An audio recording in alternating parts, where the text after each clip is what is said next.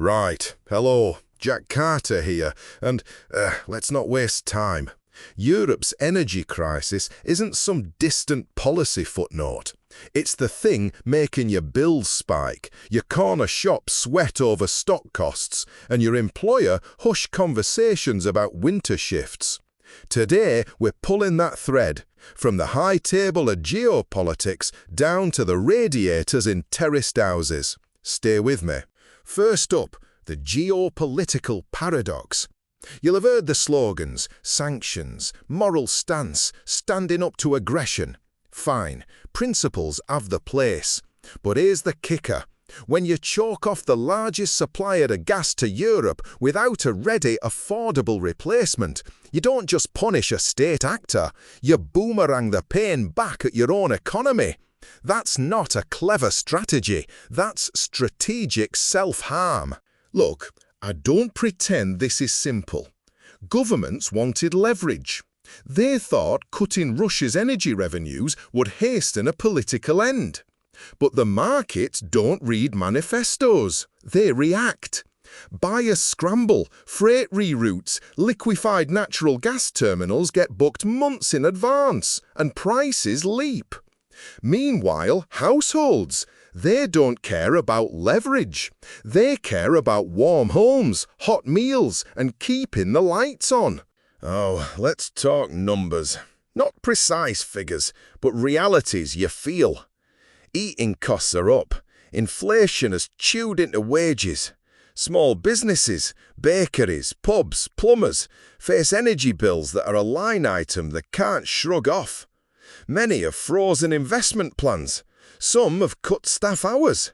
You know someone who's had to stop filling a freezer day service. I do. These are real consequences. The cost of principles. And make no mistake, that's the real title here. If you prize ethics, I respect that. But there's a moral ledger that includes the people at home. When policy says we will punish a regime, and the cost of that punishment is your pension, your heating, your family meal, we have to ask, which principle are we prioritizing and at what cost? By the way, and I want you to hear this isn't an exercise in cynicism. It's a practical question about national security. Energy is not a luxury, it's infrastructure. Lose control of it, and you lose the ability to run hospitals, schools, factories. You lose bargaining power in a very blunt, immediate way. We are not just arguing economics, we are talking survival in a modern society. Which brings us to the pipeline dilemma. Here's the debate, plain and ugly. Do you stand firm on sanctions and accept a harsher winter? Or do you, in the name of energy security and affordable heat, reopen Russian pipelines and take the money back but compromise your stated stance?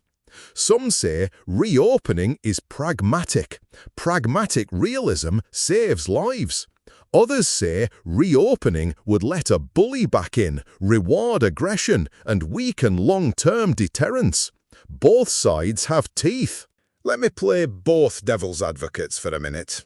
The reopen camp argue that energy interdependence historically reduced the chance of conflict.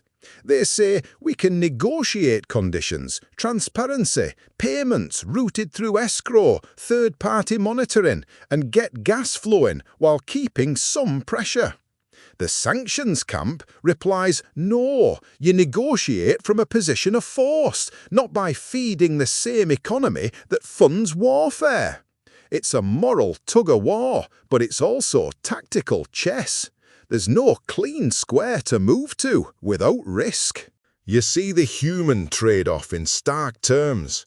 Principles on one hand, heat on the other. And that's a heavy ledger.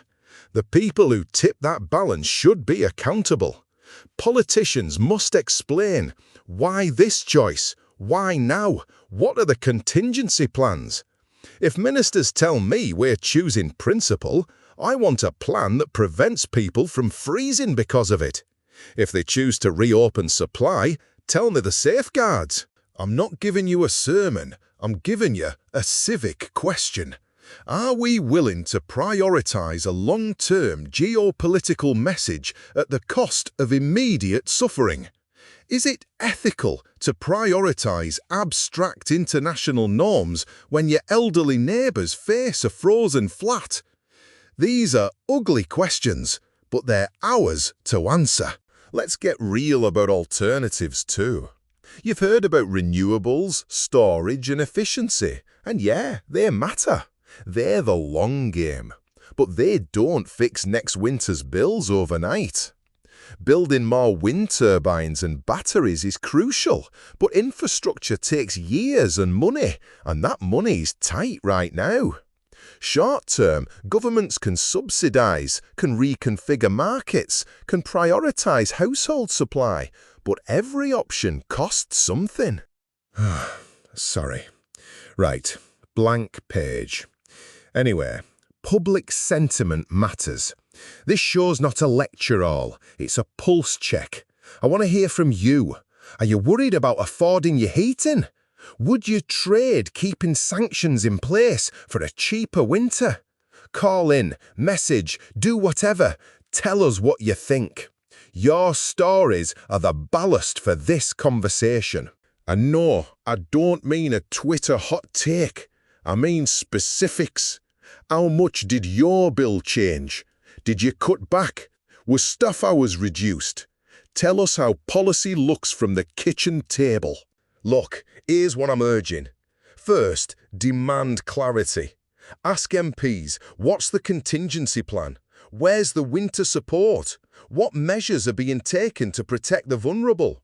Second, push for transparency on negotiations. If governments enter talks to secure energy, let us know the red lines and safeguards. Third, consider local measures, community heating hubs, coordinated assistance for the elderly, and pressure on big energy suppliers to freeze rises where possible. Practical, not partisan. I'll tell you a story. Last month, I spoke to a family-run bakery in a northern town, 2 ovens, 4 staff. Gas bills doubled in a year. They cut hours, cut overtime, and now they're considering scaling back weekend service, which for them means losing the only guaranteed revenue that pays a mortgage. That's the kind of domino you're stacking when energy policy becomes an abstract moral exercise disconnected from economics. So, politicians, if you're listening, here's a test. Prove your policy without letting people pay the price. Show the safeguards, produce the cold weather plan.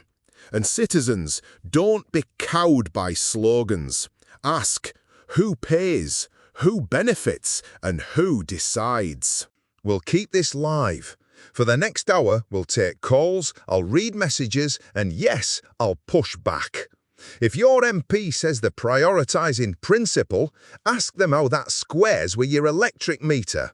If a minister says reopening pipelines is unconscionable, ask what alternative keeps your business afloat.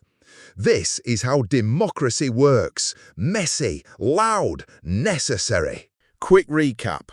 Geopolitics created the squeeze. Citizens feel the crunch. There are no perfect choices, but there are accountable choices. Demand them. Send me a comment below what you think. Freeze for principle or keep the heat on. Jack Carter signing off this segment. Don't let them make brave slogans while you shiver.